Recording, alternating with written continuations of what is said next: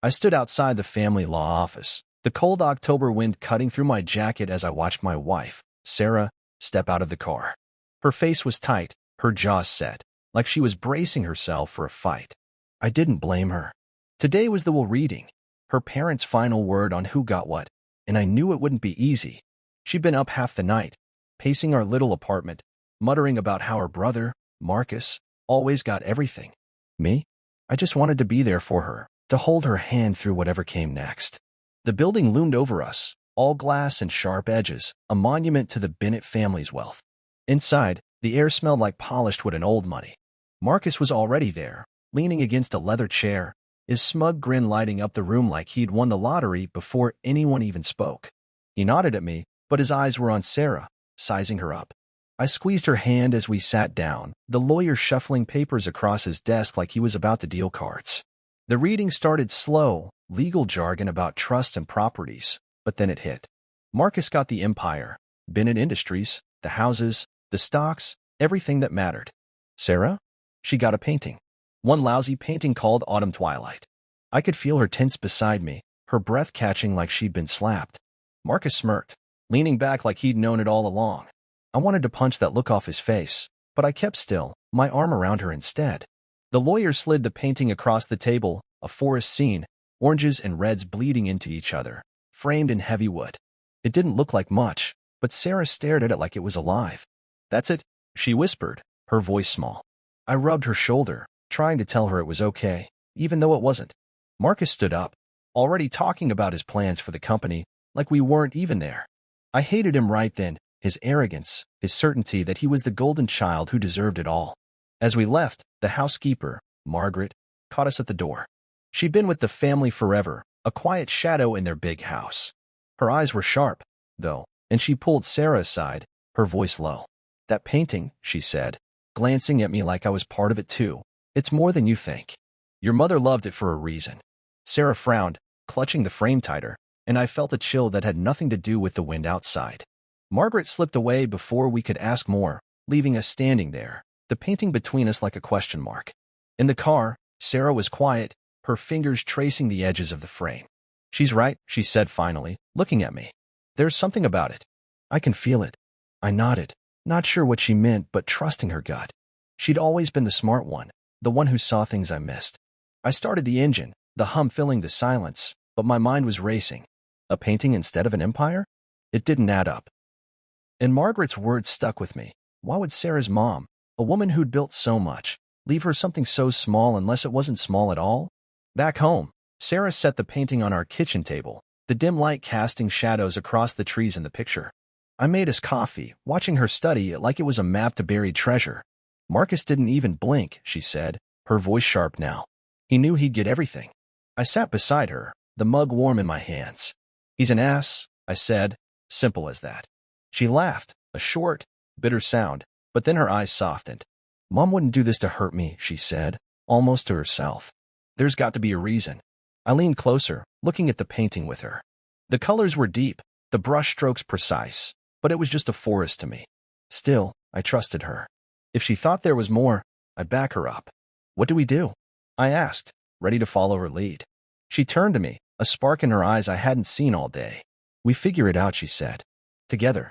And just like that, I knew we were in for something bigger than either of us could guess. Though it wasn't the end, it was the start.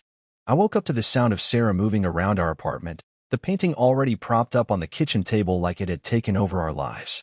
It was late, past midnight, and the place was dark except for the glow of a lamp she'd dragged over. She was in her pajamas, hair messy, staring at Autumn Twilight like it was about to speak. I rubbed my eyes and shuffled over, the floor cold under my feet. "You okay?" I asked, my voice rough from sleep. She didn't look up, just pointed at the canvas. "Look at this," she said, her finger tracing a line of brush strokes that didn't quite fit too straight, too perfect for a forest scene. I squinted, still half asleep, but she was right.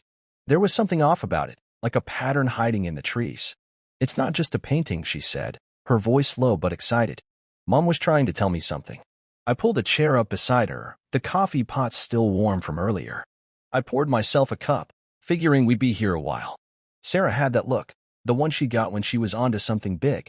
She grabbed a notebook, scribbling notes about the shape she saw, triangles, squares, lines that crisscrossed in ways that didn't make sense for leaves or branches. It's geometry, she said, her art history degree kicking in, like a code woven into the paint. I watched her work, amazed at how her mind turned chaos into order. Me, I was just a guy who fixed cars for a living. I didn't get art or codes, but I got her. What kind of code? I asked, leaning closer. The painting stared back at me, all oranges and reds, but now I could see it too, little angles and edges that didn't belong. She shook her head, frustrated. I don't know yet, but it's deliberate.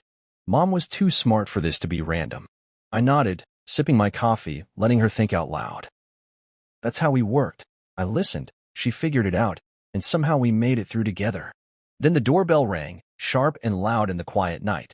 We both froze. Who the hell's that? I muttered, checking my phone. 1:37 a.m. Sarah's eyes went wide, and she grabbed the painting, holding it close like someone might snatch it.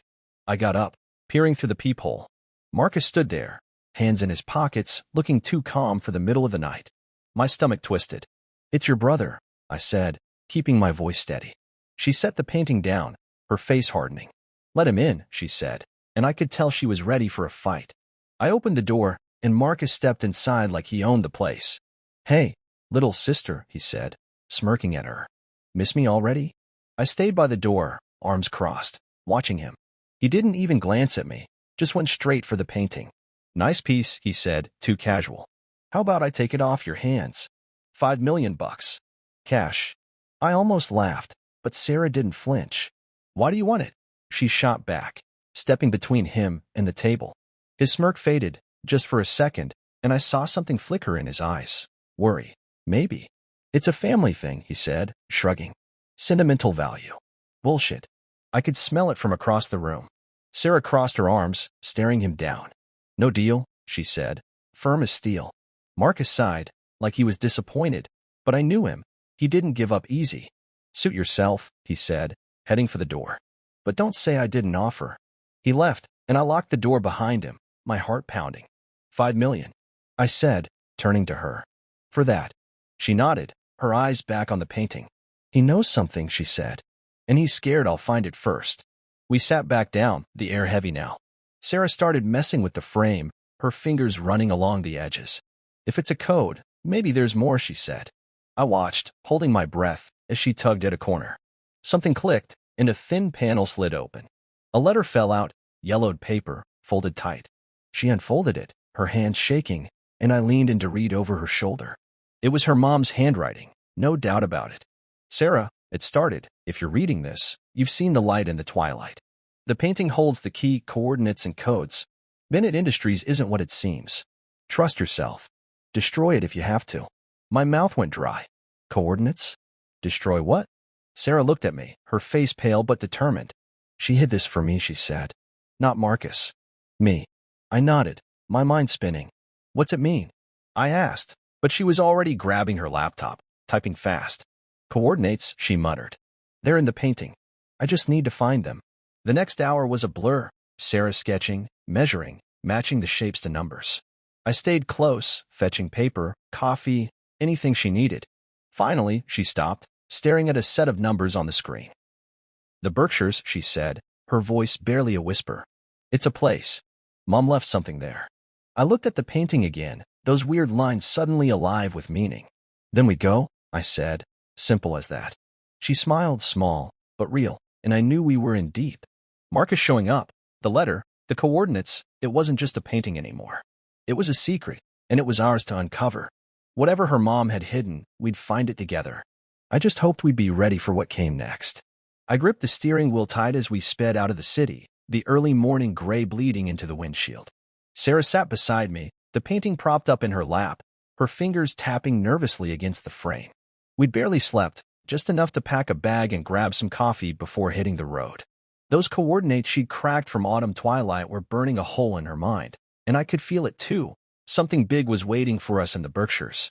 The highway stretched out ahead, empty except for the occasional truck, but I kept glancing in the rearview mirror. Ever since Marcus showed up last night, I couldn't shake the feeling we were being watched. You okay? I asked, my voice cutting through the hum of the engine. She nodded, but her eyes were locked on the road. I just need to know, she said. What Mom hid. Why she hid it. I reached over, squeezing her hand. We'll figure it out, I said, and I meant it. Whatever this was, we'd face it together. The drive took hours, the city giving way to rolling hills and thick trees, all painted in the same reds and oranges as that damn painting. Sarah kept checking her phone, the map app guiding us deeper into the countryside. There, she said finally, pointing to a dirt road half hidden by overgrown bushes.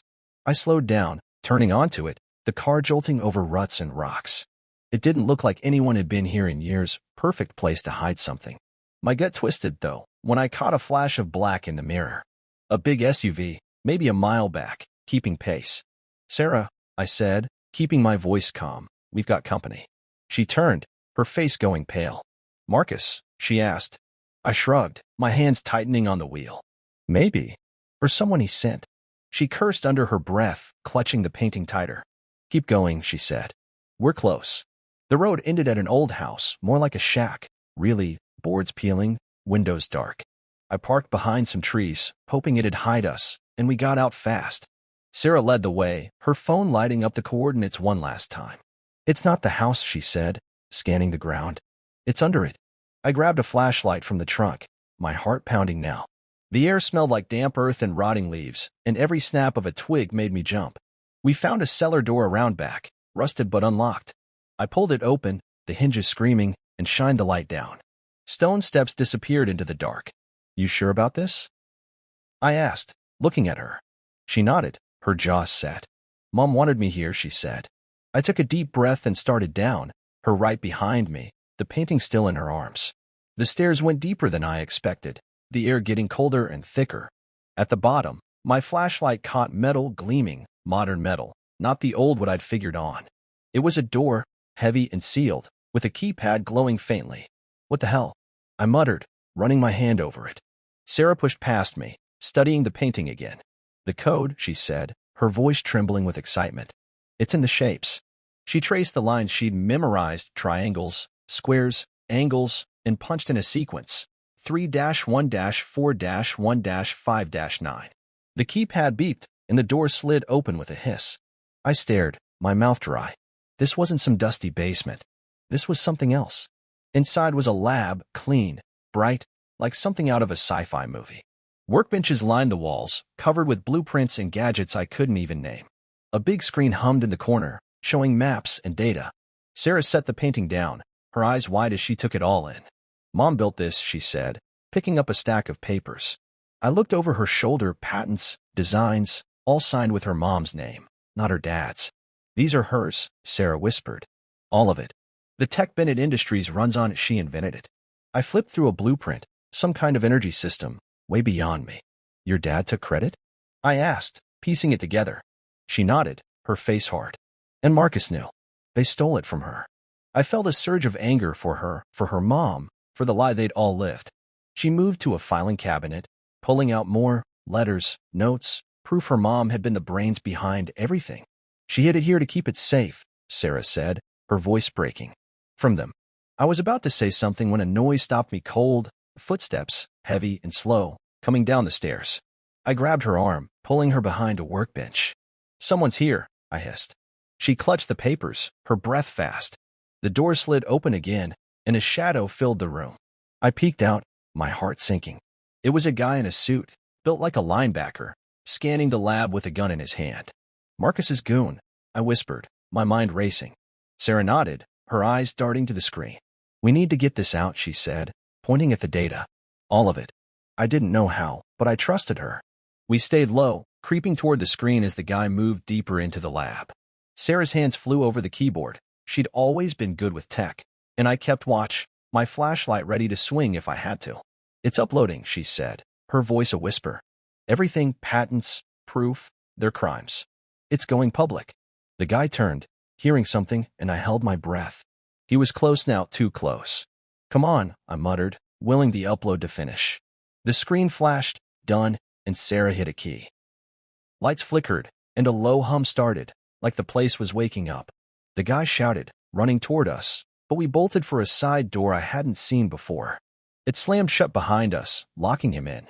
We were in a tunnel now, dark and narrow, but we kept moving, Sarah clutching the painting, and those papers like her life depended on it. And maybe it did. We stumbled out into the woods, the cold air hitting us hard. The SUV was gone. Maybe they'd given up. Maybe not. But I didn't care. Sarah stopped, breathing hard, and looked at me. She was the real genius, she said, tears in her eyes. Not them. I pulled her close, the painting pressed between us. And you're her daughter, I said. You just proved it. We'd found her mom's secret, but I knew this wasn't over. Marcus wouldn't let it go, and neither would we. Whatever came next, we'd face it together. I stood in that dark tunnel with Sarah, my arm around her, the damp air pressing in as we caught our breath. The painting was still in her hands, those papers stuffed under her jacket, and the hum of the lab systems echoed faintly behind the locked door. We'd just blown the lid off Bennett Industries. Her mom's files were out there now, streaming to who knows where. But my heart was still racing. That guy with the gun wasn't far behind, and I didn't know if we'd really lost him. We need to move, I said, my voice low, tugging her toward the tunnel's end. She nodded, her face pale but fierce, like she'd found something inside herself down in that lab. We stumbled forward, the flashlight bouncing off rough stone walls, until we hit a ladder leading up. I went first, pushing open a hatch covered in dirt and leaves, and pulled her out into the woods. The cold hit me like a slap, but I felt alive, scared as hell, but alive. We crouched behind some bushes, the old house looming in the distance, its windows black and empty. No sign of the SUV or Marcus's goon, but I wasn't taking chances. What now? I asked, keeping my eyes on the shadows. Sarah pulled out her phone, her hand shaking as she checked the signal. It's done, she said, showing me a confirmation, files sent, broadcast live to regulators, news outlets, anyone who'd listen. Clarity, she muttered, like it was a code word. Mom's protocol. It's all out there now. I stared at her, amazed. Her mom had planned this, set it up so Sarah could pull the trigger. Before I could say anything, a twig snapped behind us. I spun around, flashlight up, and my stomach dropped. A figure stepped out of the trees, not the goon, but someone I never thought I'd see again. John Bennett. Her dad. Alive. He looked older, thinner, his gray hair wild and his suit wrinkled, but it was him. I'd been at his funeral 2 years ago, watched them lower the coffin, held Sarah while she cried. Dad? She whispered, stepping forward, the painting slipping in her grip. I grabbed her arm, holding her back. He's dead, I said, my voice shaking. We saw him buried. John smiled. A cold, crooked thing, and raised his hands like he was proving he was real. Not quite, he said, his voice rough. Good to see you too, Sarah. And you? He nodded at me, keeping my daughter out of trouble. I didn't buy it. Something was wrong. Everything about this screamed wrong. What the hell's going on? I demanded, stepping in front of her. He laughed, soft and bitter. A little family reunion, he said. Thanks for leading me here. That's when I heard it, more footsteps, crunching through the leaves. Marcus came out next, his smug grin back, flanked by the goon from the lab.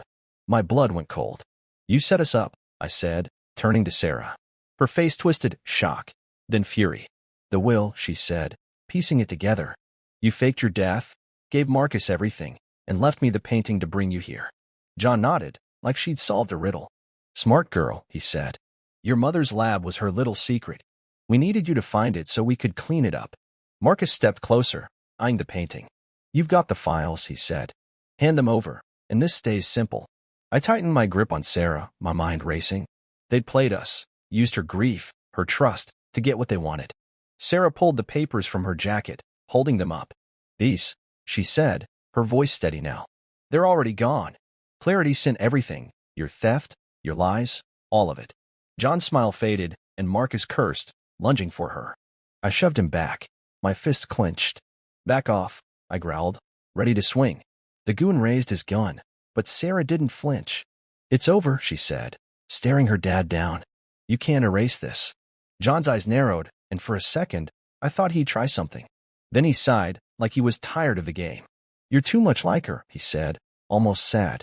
Always fighting the wrong battles. He turned to Marcus. Get them inside. We'll figure this out. They herded us back to the lab, the goons gun at our backs. My heart pounded, but I kept close to Sarah, whispering, we'll get out of this. She nodded, her eyes sharp, like she was already planning. Inside, the lab looked different now, less like a discovery, more like a trap. John paced by the screen, watching his error messages flashed, data locked, broadcast complete. You've ruined us, he said, glaring at Sarah. Years of work, gone. She stepped forward, the painting still in her hands. No, she said. You ruined yourselves. Mom built this, and you stole it. I saw the pride in her then, the strength her mom had passed down. Marcus grabbed a chair, slamming it down. Enough, he snapped. We wipe the backups, start over. She can't stop us. But Sarah wasn't done. She moved to the workbench, her fingers brushing a panel I hadn't noticed. Clarity wasn't just a broadcast, she said, pressing it. A low beep sounded, and the screen lit up again, more files, streaming faster now, backups of backups. John lunged for her, but I got in his way, shoving him back. Don't touch her, I said, my voice a growl. The goon swung his gun toward me, but Sarah hit another key, and the lights flickered, alarms blaring.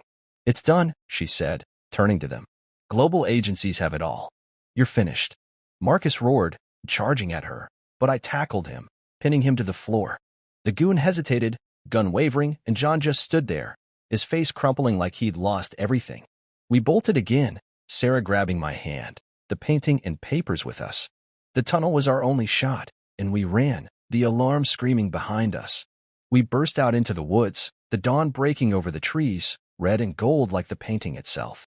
I pulled her close, both of us breathing hard. You did it, I said, my voice raw. She looked at me, tears mixing with a smile. She did it, she said, holding up Autumn Twilight. She knew I'd fight. I hugged her tight, the chaos fading for a moment. Her dad and Marcus were trapped, by her mom's genius, by her courage. The empire was crumbling, and we'd lit the match. Whatever came next, I knew one thing. Sarah was unstoppable, and I'd be right there with her. I sat on the edge of the hotel bed, the TV blaring in the background, my hands still shaking from everything that went down. Sarah was next to me, her legs pulled up, staring at the screen as news anchors ripped apart Bennett Industries. The lab, her mom's files, the broadcast, it was all out there now, and the world was eating it up. Fraud exposed, the ticker read, flashing pictures of her dad and Marcus in cuffs, hauled out of that house in the Berkshires. I'd driven us straight here after we escaped, some cheap place off the highway with thin walls and a flickering neon sign. We needed to lay low, catch our breath, figure out what the hell came next. The painting, Autumn Twilight, leaned against the wall, watching us like it knew more than we did. I reached for Sarah's hand, lacing my fingers through hers. You okay? I asked, my voice rough. She nodded, but her eyes were red, tired. I don't know, she said. It's a lot. The news cut to a reporter outside the lab. Cops swarming, lights flashing, the whole mess laid bare. John Bennett, presumed dead, and his son Marcus faced charges of fraud, theft, and corporate espionage. The woman said, her voice sharp. Patents credited to the company were allegedly stolen from the late Eleanor Bennett, whose hidden lab was uncovered today. I squeezed Sarah's hand tighter. They're done, I said, trying to sound sure. You made sure of it. She looked at me, a small smile breaking through. Mom made sure, she said. I just pressed the button. I pulled her close, her head resting on my shoulder. She'd been so strong back there, facing her dad, outsmarting Marcus. But now, in this dingy room, I could feel her starting to crack. And I got it. Her whole life just flipped upside down. The phone rang, cutting through the noise. I grabbed it from the nightstand, expecting another reporter. They'd been calling nonstop since we checked in, fishing for a quote. Yeah, I said, ready to hang up. But it was Margaret, the housekeeper, her voice soft and steady. It's me, she said. I've got something for Sarah. I handed the phone over, watching Sarah's face shift, surprise, then something softer. Margaret, she said, sitting up. How'd you find us? I couldn't hear the other side, but Sarah listened hard, nodding now and then. Okay, she said finally. Bring it. She hung up, turning to me. She's coming here, she said. She's got a letter from Mom. My stomach flipped. Another letter? After everything, her mom still had more to say. We waited, the TV droning on about stock prices crashing and lawsuits piling up. I got up, pacing the room, checking the window every few minutes. That black SUV from the road still haunted me. Marcus might be locked up, but who knew who else was out there? Sarah stayed quiet, flipping through the papers we'd grabbed from the lab, her mom's handwriting filling the margins. She was brilliant, she said, almost to herself. And they buried her. I stopped pacing, leaning against the wall. You brought her back, I said. That's what matters. She looked up at me, her eyes wet, but clear. Yeah, she said. I guess I did. A knock came at the door, soft but firm. I checked the peephole. Margaret, alone, a coat pulled tight around her. I let her in, locking the door behind her. She looked older than I remembered, her gray hair loose, but her eyes were sharp as ever. Sarah, she said, holding out an envelope. She wanted you to have this when it was time. Sarah took it, her hand steady now, and tore it open. I sat beside her as she read, her voice quiet but strong. My dearest Sarah, it started. If you're reading this, you found the truth. I built everything they took, but I built you too. You were never second best. You were my legacy. I knew you'd fight, knew you'd see what they couldn't. Live for me now, not them. Sarah stopped, her breath catching, and I put my arm around her, reading the rest over her shoulder. You're the heart of it all, it finished. I'm so proud. Margaret watched us, a tear slipping down her cheek. She wrote that years ago, she said. Before she got sick. Said you'd need it one day. Sarah folded the letter, holding it close. She knew, she said, looking at me. She knew I'd get here. I nodded, my throat tight. She made you for this, I said. Margaret stood up, heading for the door. You're safe now, she said. They can't touch you. She left, and the room felt bigger somehow, quieter. The TV cut to a news story, people protesting outside Bennett headquarters, demanding justice. Sarah turned it off, the silence settling in. What do we do now? I asked, my hand still on her shoulder. She looked at the painting, then at me. We keep going, she said. Mom left me more than secrets. She left me a chance. I didn't know exactly what she meant, but I saw the fire in her eyes, the same one I'd fallen for years ago. Okay, I said, simple as that. I'm with you. She leaned into me, and we sat there, the world outside roaring while we held on to each other. Later, I stepped out to grab some food, greasy burgers from a diner down the road. When I got back, Sarah was on the phone again, this time with someone official sounding. SEC, she mouthed at me, listening hard. I set the bags down, waiting. She hung up, her face lit up. The trust, she said. Mom's patents, they're mine now. I've got control. I grinned, pulling her into a hug. You're the boss, I said, and she laughed, real and free for the first time in days. The aftershock was still hitting, her family name in ruins, her dad and Marcus exposed, but she was rising out of it. Her mom had seen it coming, and so had I. Whatever came next, we'd build it together, brick by brick. I drove us back into the city the next morning, the sun climbing over the skyline as Sarah sat beside me, her mom's letter tucked into her jacket. The hotel was behind us now, that cramped little room fading like a bad dream. She'd barely slept, but her eyes were bright, alive with something new, purpose, I guess. The SEC call had changed everything. Those patents, her mom's life work, were hers now, locked in a trust no one could touch.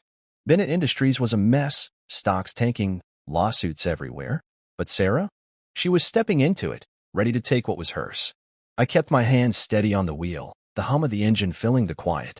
You sure about this? I asked, glancing at her. She nodded, her jaw set. It's mine, she said. Mom made sure. I didn't argue. She'd earned it, every damn bit. We pulled up to the headquarters an hour later, a big glass tower that used to scream power but now looked like a ghost of itself. Reporters swarmed the entrance, cameras flashing, but I parked around back, away from the chaos. Sarah grabbed the painting Autumn Twilight. Like it was her shield, and I followed her inside through a service door. The place was eerie, half empty, desks abandoned, papers scattered like someone had left in a hurry. The scandal had hit hard, and the people who'd worshipped her dad and Marcus were either gone or hiding. We took the elevator up, the silence thick between us, but I could feel her steadying herself, getting ready. When the doors opened on the executive floor, it was like walking into a memory, polished wood, leather chairs, all the trappings of the empire her dad had stolen. She led me straight to his office, John Bennett's old kingdom. The door was unlocked, the room untouched since they'd dragged him out. His desk sat there, massive and dark, with a portrait of him hanging behind it, all stern and proud. I hated that picture, hated him, but Sarah didn't even glance at it. She set the painting down and started searching, her hands running over the walls. What are you looking for? I asked, keeping an eye on the door. Something, she said, her voice focused. Mom hid things. She wouldn't stop at the lab. I nodded, trusting her instinct, and started checking the desk, drawers, files, anything. It was mostly junk, old contracts, pins, a half-empty whiskey bottle, But then Sarah stopped, her fingers pressing a panel behind the portrait. A click sounded, and the wall slid open, revealing a safe. "Holy hell," I said, stepping closer. It was small, steel, with a combination lock. Sarah stared at it, then at the painting. "The shapes," she said, her voice quick. "The code's in there." She pulled out her notebook from the night before, flipping to the sketch she'd made of autumn twilight, those weird lines and angles. I watched her work, amazed again at how she saw things I couldn't. She spun the dial, 3-1-4-1-5-9, and the safe popped open with a soft thud. Inside was a folder, thick and worn, and she pulled it out, her hands trembling just a little. I leaned in as she opened it, a list, pages long, names and dates scribbled in her mom's handwriting. "Inventors," she said, scanning it. "People they stole from. Every one of them." I took the folder from her, flipping through. There were notes, details about patents, designs, ideas her dad and Marcus had taken and passed off as their own. "This is proof," I said, my voice low. "More than the lab. This is everyone they screwed over." Sarah nodded, her eyes hard. "Mom kept it all," she said. "She wanted me to fix it." I set the folder down, looking at her. "You're the boss now," I said, half smiling. "What's the plan?" She walked to the window, staring out at the city. "I take it back," she said. "All of it. The company, the trust, the legacy. But I do it right this time." We didn't have long to think it over. The elevator dinged, and footsteps came fast, sharp heels on tile. I tensed, ready for trouble, but it was a woman in a suit, SEC badge clipped to her belt. "Sarah Bennett?" she asked, stopping at the door. Sarah turned, calm as anything. "That's me," she said. The woman nodded, glancing at me, then back at her. "We've got the trust secured," she said. "You're in control, legally. It's yours. But the company's a wreck. You stepping in?" Sarah didn't hesitate. "Yes," she said. "I'm claiming it." The woman handed her a stack of papers, titles, deeds, all the official stuff, and left without another word. I watched Sarah sign them, her pen steady, and felt a rush of pride. This was her moment. She hung autumn twilight where her dad's portrait had been, the colors glowing in the morning light. "No more lies," she said, stepping back. I stood beside her, the folder in my hands. "What about them?" I asked, meaning the names. She took it from me, her fingers brushing the pages. "We find them," she said, "or their families. We make it right, money, credit, whatever they need." I grinned, loving her more than ever. "You're gonna turn this place upside down," I said. She smiled, small but real. "Good," she said. "It needs it." The rest of the day was a blur of phone calls, lawyers, people showing up to figure out what was left of the company. I stayed close, fetching coffee, keeping the reporters out, doing whatever she needed. By night, the office was hers, really hers. She sat in her dad's old chair, the folder open, already making notes. "This is just the start," she said, looking at me. "There's so much to do." I leaned against the desk, watching her. "You've got time," I said. "And me." She reached for my hand, squeezing it. "I know," she said. "That's why I can do this." I looked at the painting, those shapes shimmering like they were alive. Her mom had given her more than patents or a company. She'd given her a fight worth winning. And now, with the empire in shambles and her dad and Marcus locked up, Sarah was claiming it all. Not their way, but hers. I'd never been prouder to be by her side. Whatever came next, lawsuits, rebuilds, restitutions, I knew we'd handle it. Together, we'd turn this mess into something good. Her legacy was just beginning. I stood in the lobby of what used to be Bennett Industries, my hands stuffed in my pockets, watching Sarah move through the chaos like she was born for it. The place was different now, glass walls still gleaming. But the air felt lighter, cleaner. It had been weeks since she took over, and she'd wasted no time tearing down the old and building something new. The sign out front was gone, replaced with a sleek one that read Aurora Innovations. Her idea, her vision, a name that meant dawn, a fresh start. I could hear her up on the mezzanine, talking to a group of engineers, her voice steady and sure. She'd found some of the inventors from her mom's list, tracked them down with that folder from the safe, and brought them in. Not to sue or settle, but to work, to create. I leaned against a pillar, smiling to myself. This was her show, and I was just happy to be along for the ride. The past month had been a whirlwind. After she claimed the company, we'd spent days sorting through the wreckage, legal papers, angry shareholders, cops asking questions about her dad and Marcus. They were still in jail, awaiting trial, and every headline screamed about their downfall. But Sarah didn't care about revenge. She cared about fixing what they broke. She'd sold off half the old assets, fancy cars, vacation homes, to fund what she called the restoration fund. Money for the people her family had robbed, inventors who'd lost everything to her dad's greed. I'd helped her make the calls, sitting beside her as she apologized, offered cash, or just listened to their stories. Some hung up, some cried, but a few said yes, said they'd join her. That's how we got here, with a team of misfits ready to turn the place around. I wandered up to her office, the painting still hanging where her dad's portrait used to be. Autumn twilight felt like a guardian now, its colors warm against the stark walls. She'd had the whole floor redone, open spaces, white boards, no more dark corners or locked doors. Transparency, she called it.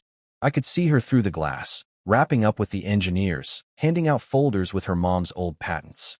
These are yours to build on, she was saying. No strings, no theft. Just make something real. They nodded, some looking nervous, others excited. I stayed back, letting her shine. She didn't need me.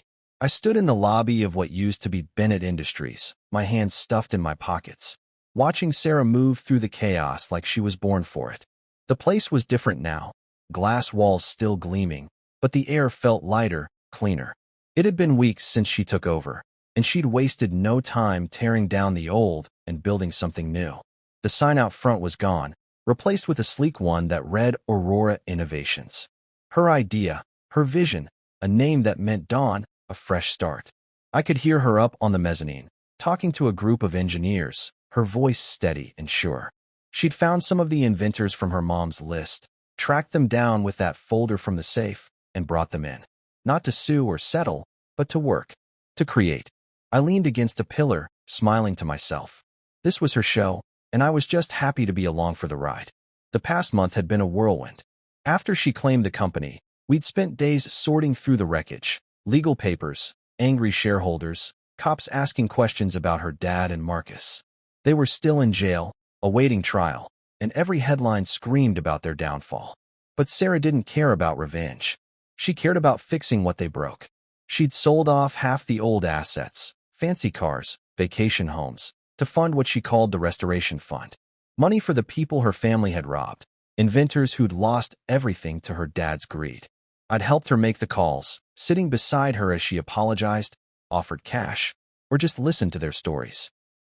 Some hung up, some cried, but a few said yes, said they'd join her.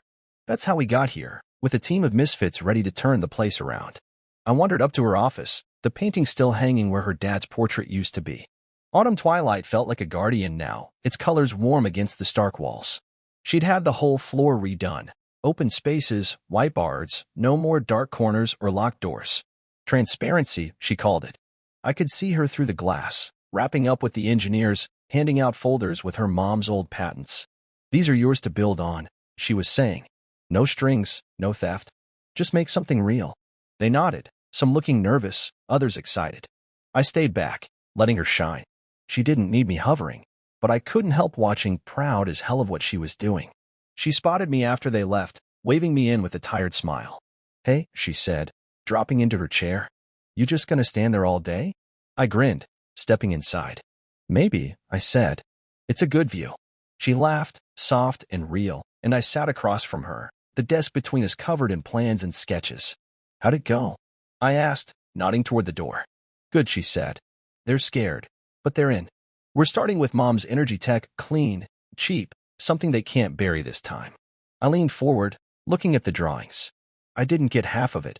Wires and grids weren't my thing, but I got her. You're really doing this, I said, my voice low. She met my eyes, steady as ever. Yeah, she said. I am. We'd spent the morning at a press conference, her first as the head of Aurora. She'd stood up there. No notes, just the truth. The company was hers now, and it'd be different. No more stealing, no more lies. The reporters ate it up, cameras flashing as she promised to right the wrongs. I'd stayed in the back, keeping an eye on the crowd, but my chest swelled hearing her. She wasn't just taking over, she was rewriting the story. Back in the office now, she pulled out the folder from the safe, flipping through the names. We've got 5 on board, she said. 3 more. The rest. I'll keep trying. I nodded, reaching for her hand. You're giving them a shot, I said. That's more than they ever got. The phone rang, breaking the moment. She picked it up, her face shifting to business mode. Yes, she said, listening. Good. Send it over. She hung up, turning to me. The foundation's live, she said. Aurora's funding it. Grants for inventors, no red tape. Anyone can apply. I whistled, impressed. You're fast, I said. She shrugged, but I saw the spark in her eyes. No point waiting, she said. Mom didn't. I looked at the painting, those shapes glowing in the afternoon light. Her mom's spirit was all over this, every choice, every move. Sarah was carrying it forward, but making it her own. Later, we walked the halls together, the place buzzing with new energy. People nodded at her, some hesitant, some eager, but they all knew who she was. The once shadowed corners were bright now, filled with voices and ideas. I stopped by a window, looking out at the city. This is yours, I said, turning to her. Really yours? She stood beside me, her shoulder brushing mine. Ours, she said, quiet but firm. I raised an eyebrow, and she smiled. You're in this too, she said. Always have been. My throat tightened, but I just squeezed her hand. She was right.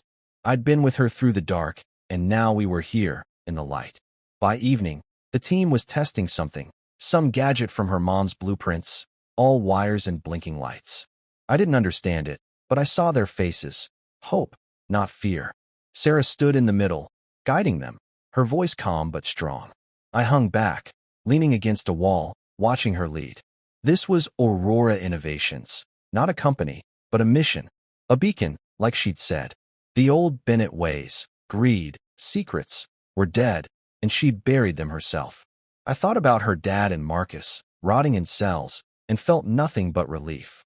They couldn't touch this. As we left that night, the lobby lights dimmed behind us, but the sign outside glowed. Aurora. I pulled her close in the parking lot, the air cool and crisp. You did good today, I said, my voice rough. She looked up at me, her eyes soft. We did, she said. I kissed her forehead, feeling the weight of it all. The fight, the win, the future. She'd turned corruption into something honest, something real. And I'd be there, every step, as she kept rising. This was her legacy now, and it was just getting started. I leaned against the kitchen counter in our apartment, sipping coffee, watching Sarah sort through a stack of mail. It had been months since she launched Aurora Innovations, and the place was thriving. New projects, new people, a hum of life where her dad's empire used to choke. Things were good, better than good, but I could tell something was nagging at her today. Her fingers paused on an envelope, plain, no return address, and she frowned, tearing it open. I set my mug down, stepping closer. What's that? I asked, keeping my voice light. She pulled out a single sheet, her eyes scanning it fast, and I saw her jaw tighten. It's from Marcus, she said, her voice flat. I froze, the name hitting me like a punch. He was still locked up, last I heard, trial dragging on, no bail. What's he want? I asked, moving to her side. She handed me the letter, and I read it quick. His handwriting was messy, scrawled like he'd rushed it. Sarah, it started. I know I messed up. We both did, Dad and me. I'm sorry. I just want to talk, figure this out.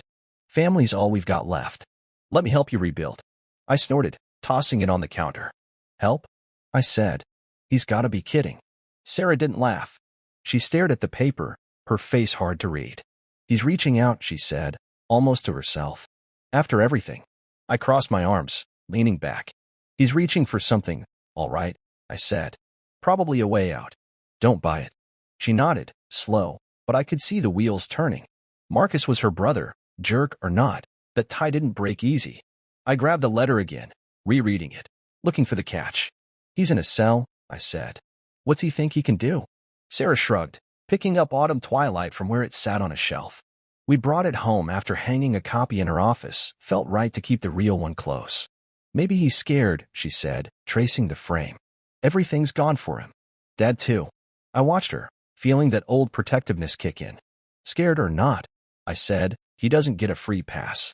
Not after what they did. She looked at me, her eyes steady. I know, she said, but I need to answer him. We sat down at the table, the letter between us like a loaded gun. I didn't like it, didn't trust him, but this was her call. What are you going to say? I asked, keeping my tone even. She grabbed her phone, pulling up the camera. Nothing, she said, aiming it at the painting. I'll let Mom do it.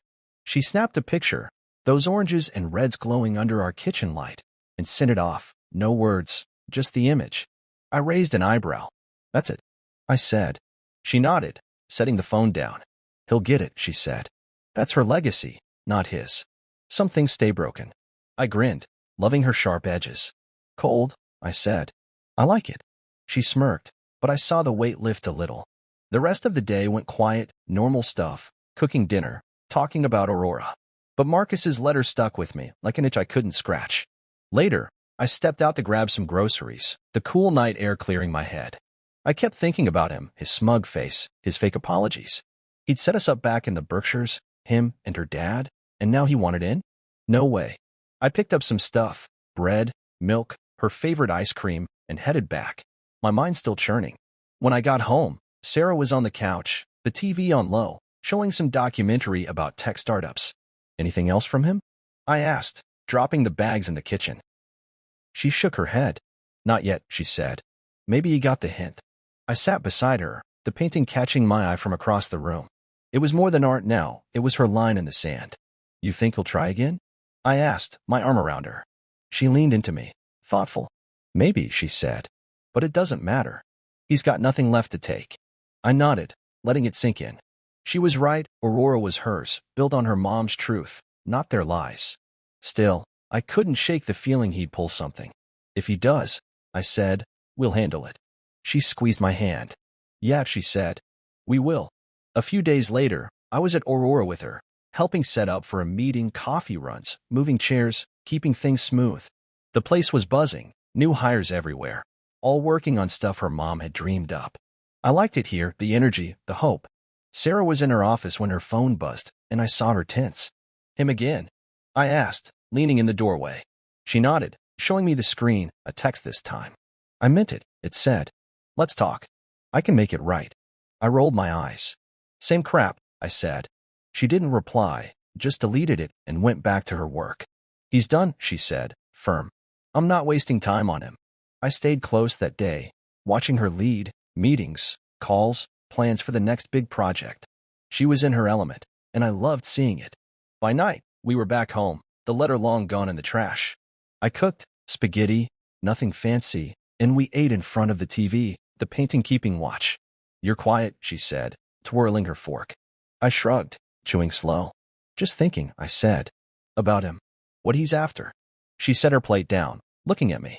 He's after forgiveness, she said. Or control. Doesn't matter, he's not getting either. I nodded, liking that answer. Good, I said. He doesn't deserve you. We finished eating, the night settling in, and I felt better.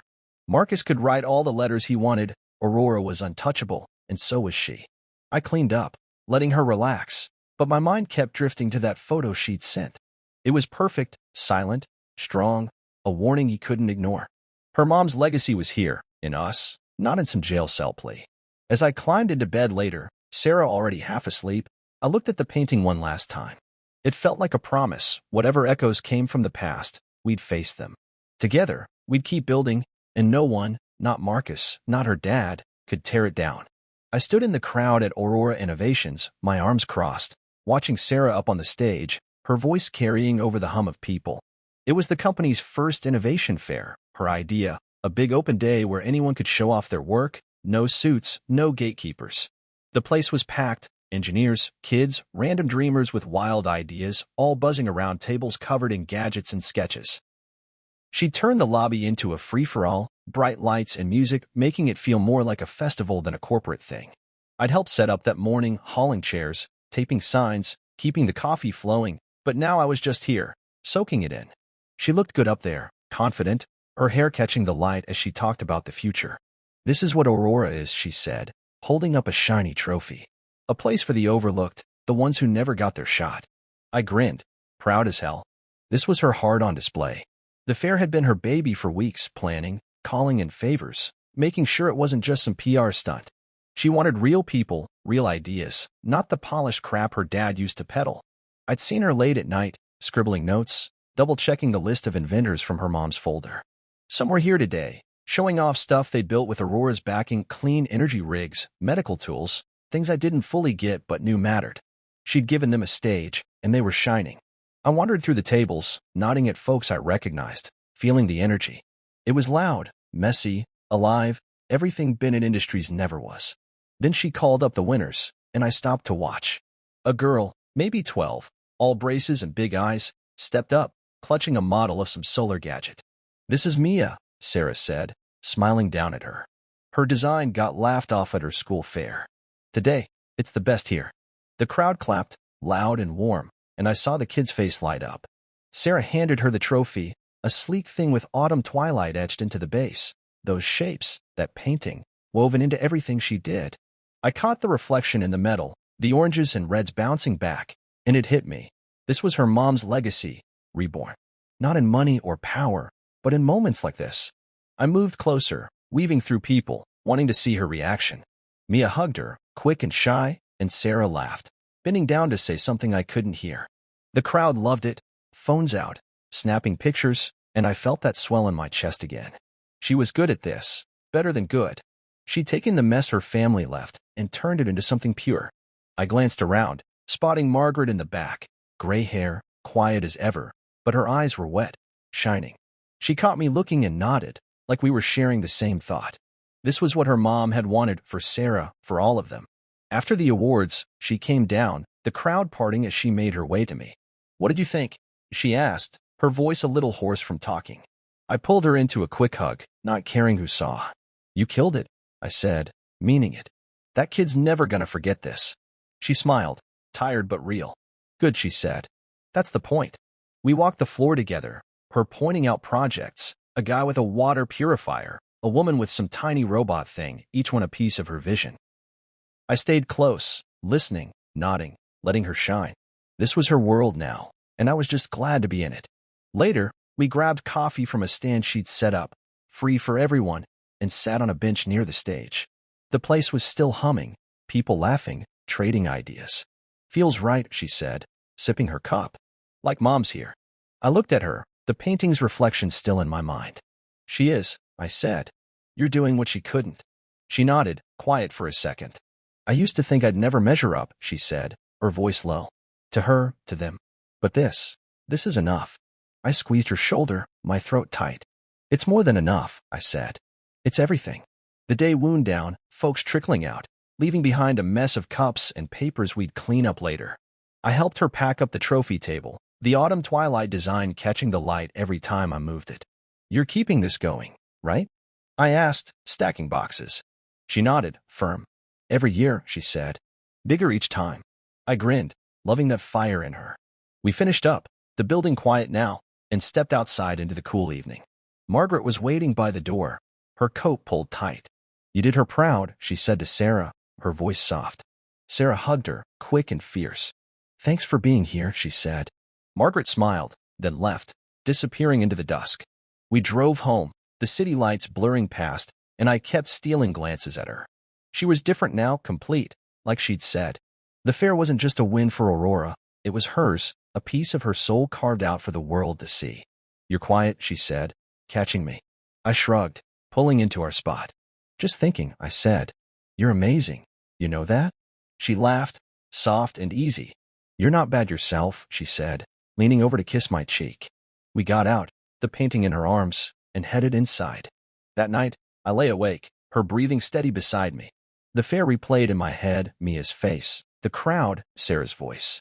It was justice, yeah, but more than that. It was rebirth, like the painting's shapes, turning old pain into something new. Her mom's brilliance wasn't just in tech, it was in her, in this. I looked at autumn twilight on the wall, its lines sharp in the moonlight, and felt peace.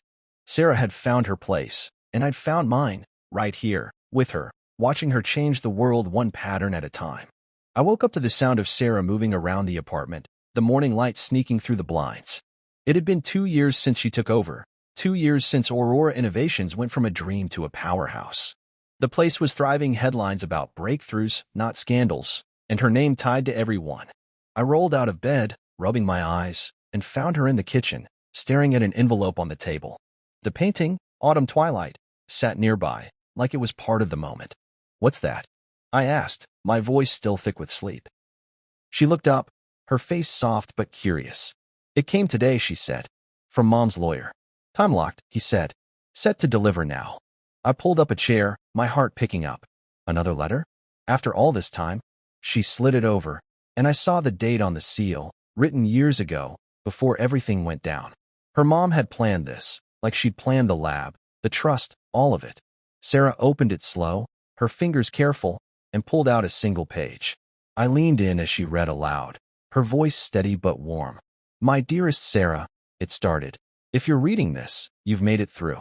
I knew you would. You found the truth, fought for it, and I hope you've built something better. This isn't about revenge, it's about love. The real inheritance isn't wealth or power. It's truth, vision, integrity. You're my heart, my legacy. Keep going, not for me, but for you. She stopped, her breath catching, and I took her hand, reading the last line myself. I'll always be with you, it said. Look up, and you'll see. We sat there, the words hanging heavy in the quiet. I squeezed her hand, my throat tight. She knew. I said, simple as that. Sarah nodded, folding the letter like it was fragile. She always did, she said, her eyes wet but clear. I got up, grabbing us coffee, giving her a minute to let it sink in. The painting caught my eye as I poured, the oranges and reds glowing like always, but today they felt different, alive. Look up, her mom had said. I glanced at Sarah, then at the canvas, and something clicked. You think it's in there? I asked, nodding at it. She frowned, then stood, stepping closer. Maybe, she said, her voice low. We studied it together, like we had that first night, her tracing the shapes, me watching for anything new. The geometric lines, the ones that led us to the lab, shimmered in the light, almost moving. It's the same, she said, disappointed. Just the coordinates. But I kept looking, my gut telling me there was more. Wait, I said, pointing to a corner, a tiny spiral, barely there, tucked in the shadows. She squinted, then gasped. That's not on my sketch, she said, grabbing her old notebook. She flipped through, comparing, and sure enough, it wasn't there. It's new, I said, my pulse quickening. She nodded, her mind already racing. Or I missed it. We spent the morning digging in, her with a magnifying glass, me fetching paper and pens. She traced the spiral, finding faint lines branching off, like a map inside a map. It's not coordinates, she said, excited now. It's a pattern, a design. I watched her sketch it out, the coffee going cold. It looked like a circuit, maybe, or a blueprint, small, simple, but deliberate. What's it do? I asked, leaning over her shoulder. She shook her head, smiling. I don't know yet, she said. But it's hers. One last gift. I grinned, loving that spark in her. Her mom had left her a puzzle, not for pain, but for purpose. By afternoon, she was on the phone with her Aurora team, sending them the sketch. Check the archives, she said. See if it matches anything. I stayed close, cleaning up, keeping her fed, sandwiches, nothing fancy. She hung up, turning to me. They think it's part of her energy work, she said. Something she never finished. I sat beside her, the letter still on the table. You'll finish it, I said, sure of it. She smiled, small but real. Yeah, she said. I will. We looked at the painting again, those shapes whispering secrets, and I felt it. Her mom wasn't just guiding her to the past. She was pointing to the future. That night, we went to Aurora, the building quiet after hours. She wanted to see it through, and I wasn't letting her go alone. The team was already there, pulling files, matching the pattern to old notes her mom had buried deep. I hung back, watching them work, Sarah in the middle, leading like always. It's a stabilizer, one guy said, holding up a faded schematic. For her grid tech. Makes it unbreakable. Sarah's eyes lit up, and I knew what she was thinking. This could change everything. Clean energy, stronger. Hers to give away. She left me the key, she said, looking at me. I nodded, my chest full. She trusted you with it, I said. We stayed late, the team buzzing, Sarah sketching out plans. I brought coffee, kept the lights on, did whatever she needed. By dawn, they had a prototype, small, rough, but working. She held it up, the tiny thing humming, and smiled at me. This is it, she said. Her last piece. I pulled her close, the painting's copy on the wall behind us. And your first, I said. She laughed, soft and free, and I felt the weight of it all, 2 years of fighting, building, winning. This wasn't the end. It was a beginning. Back home, she set the letter beside the painting, the two pieces of her mom side by side. Purpose, she said, echoing the words. Not power. I stood with her, my arm around her waist. You've got both, I said. She leaned into me, and we looked at autumn twilight, its secrets still unfolding.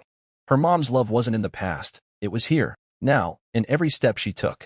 And I'd be there, always, as she kept going, turning whispers into something loud and bright.